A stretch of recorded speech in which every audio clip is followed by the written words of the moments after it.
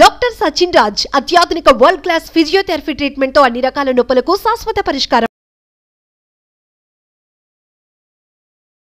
నమస్కారం, సుమన్ టీవీకి స్వాగతం. 2024వ సంవత్సరం జనవరి మాసం ద్వాదశ రాశుల వారికి ఏ రకంగా ఉండిపోతుంది, ఏ గ్రహాలు ఏ స్థానంలో ఉన్నాయి, వాటి సంచారం వల్ల ఏ రాశుల వారికి లబ్ధి చేకూరిపోతుంది అంశాలు తెలియజేసేందుకు మనతో పాటు ఉన్నారు ప్రముఖ జ్యోతిష్య రత్న జ్యోతిష్య చక్ర వైభవ నిపుణ డాక్టర్ రాళ్లపల్లి రవికుమార్ గారు. గురుగారు నమస్కారం అండి. నమస్కారం అమ్మ. గురుగారు, ఈ 2024 సంవత్సరం ఈ జనవరి మాసం ద్వాదశ రాశుల వారికి ఏ రకంగా ఉండబోతుందో తెలియజేసే ముందు అసలు గ్రహాల స్థితిగతులు ఏ రకంగా ఉన్నాయో తెలియజేస్తారా? శరదిందు సమాకారే పరబ్రహ్మ స్వరూపిణి వాసరాపీఠ నిలయే సరస్వతి నమోస్తుతే. జనవరి నెల నవగ్రహాలు ద్వాదశ రాశుల్లో ఎక్కడున్నాయి ఇప్పుడు తెలుసుకుందాం.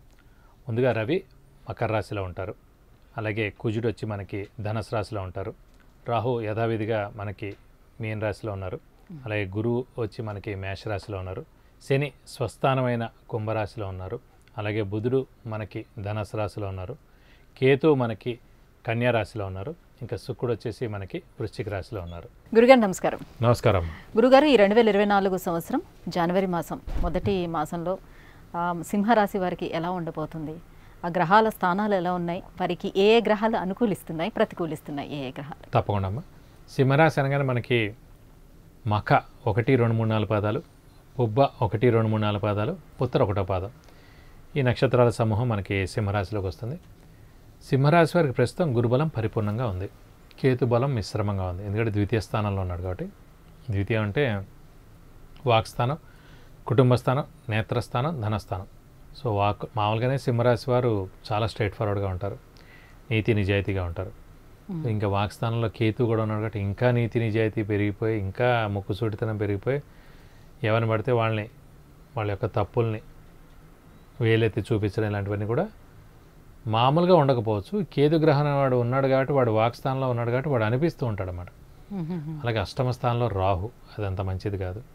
శని సప్తమంలో ఉన్నాడు. అష్టమ స్థానంలో రాహు ఉన్నందుకు సాధారణంగా చిన్న చిన్న దెబ్బలాట్లు అవన్నీ కూడా జరుగుతుంటాయి.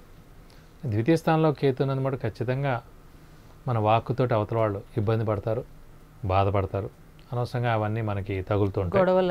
ఇవేనండి మాటల ద్వారా దెబ్బలాట్లు, ఇంకొంచెం గట్టిగా అనడం ద్వారా వాళ్ళు బాధపడడం ద్వారా వాళ్ళ యొక్క ఏడుపులు అవన్నీ మనకు తగలడం, ఇవన్నీ జరుగుతూ ఉంటాయి. అవి అనవసరం కాబట్టి కొంచెం మౌనంగా మిశ్రమంగా ఉండడం చాలా ఉత్తమం. అలాగే సప్తమ స్థానంలో శని ఉన్నాడు. సప్తమ స్థానం అనేది మెయిన్గా భార్య భర్తల స్థానం. జాతకంలో అదే సప్తమ స్థానంలో శని ఉన్నాడు అనుకోండి, డైవర్స్ కానీ సెకండ్ మ్యారేజ్ కానీ గ్యారంటీ, రూల్డ్ అవుట్.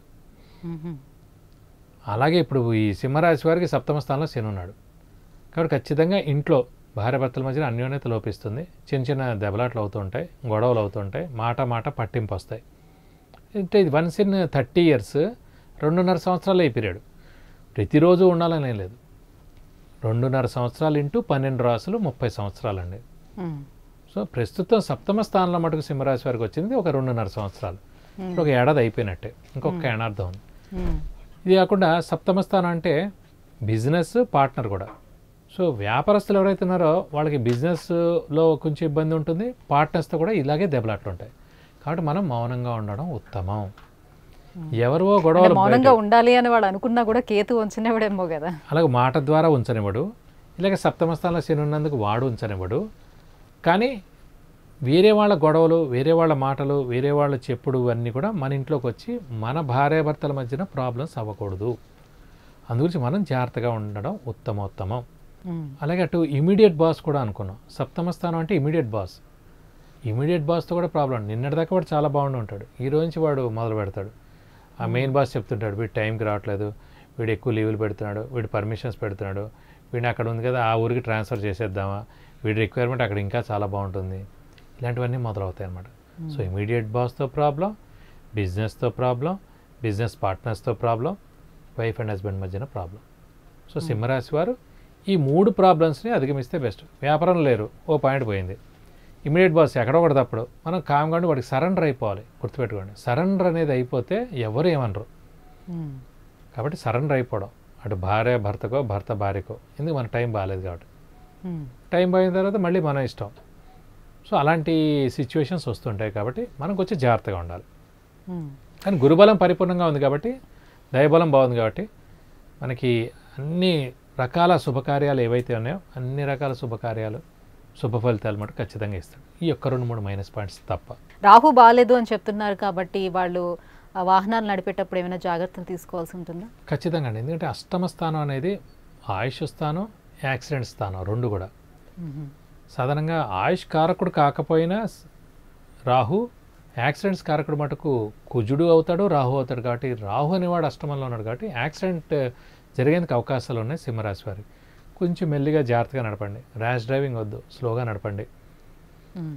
డబ్బులు ఉన్నాయి, డ్రైవర్ని పెట్టుకోండి, లేదా ర్యాపిడో ఎక్కండి, లేకపోతే ఇంకోటి ఎక్కండి. సేఫ్గా కొంచెం మన టైం బాగుండేదాకా కొంచెం జాగ్రత్తగా వెహికల్ విషయంలో మటుకు జాగ్రత్తగా ఉంటే మంచిది. ఎందుకంటే ఇప్పుడు ఇన్ని రాసుల్లో ఎవరికి చెప్పట్లేదు మనం, ఒక్క సింహరాశికే చెప్తున్నాను. ఎందుకంటే అష్టమ స్థానం అనేది ఆయుష్ స్థానం అయింది. ఆయుష్ స్థానంలో యాక్సిడెంట్ కారకుడైన రాహు, వాళ్ళంతటా వాళ్ళు డ్రైవ్ చేస్తేనే ఈ ప్రాబ్లం ఉంటుంది, వేరెవరు చేసినా ఉండదు. ఒక సింహరాశి వరకే ఉంటుంది.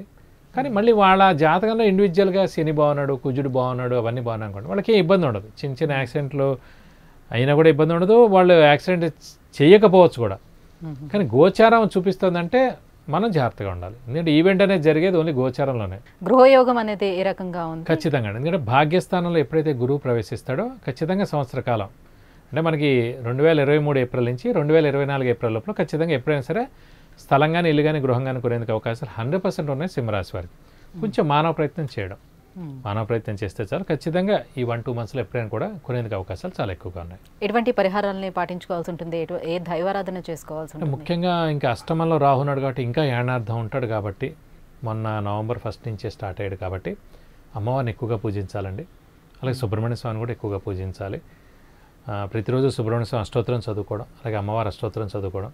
ప్రతి మంగళవారం వీలైతే కనుక సుబ్రహ్మణ్య స్వామి టెంపుల్కి వెళ్ళి 40 ప్రదక్షిణాలు చేయడం. అలాగే వీలైతే శుక్రవారం రోజున అమ్మవారి టెంపుల్కి వెళ్ళి 40 ప్రదక్షిణాలు చేయడం. వీలైతే కనుక హోమం మరియు అభిషేకం అని ఉంది స్కందగిరి టెంపుల్లో సుబ్రహ్మణ్య స్వామికి.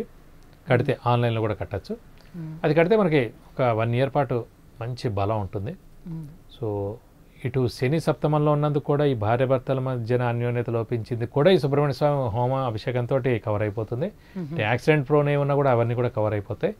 సో సుబ్రహ్మణ్య స్వామి అనుగ్రహం కూడా తప్పకుండా మీకు ఉంటుంది కాబట్టి ఆయన గట్టిగా పట్టుకుంటే మనం బయటపడవచ్చు. గురుగారు, ఈ జనవరి మాసం అంతా కూడా సింహరాశి వారికి ఎలా ఉండబోతుంది? ఎటువంటి పరిహారాలని పాటించుకుంటే వాళ్ళకి మంచి జరిగే అవకాశం ఉందో తెలియజేసినందుకు ధన్యవాదాలు. నమస్కారం. విద్య, ఉద్యోగం, సంతానం, వివాహం, విదేశీయానం, ఆరోగ్యం, ఐశ్వర్యం, వ్యాపారం వీటన్నిటి కొరకు గురువుగారికి అపాయింట్మెంట్ తీసుకోవాలనుకుంటే కింద స్క్రోల్ అవుతున్నటువంటి నెంబర్కి వాట్సాప్ చేసి గురువుగారి అపాయింట్మెంట్ పొందొచ్చు.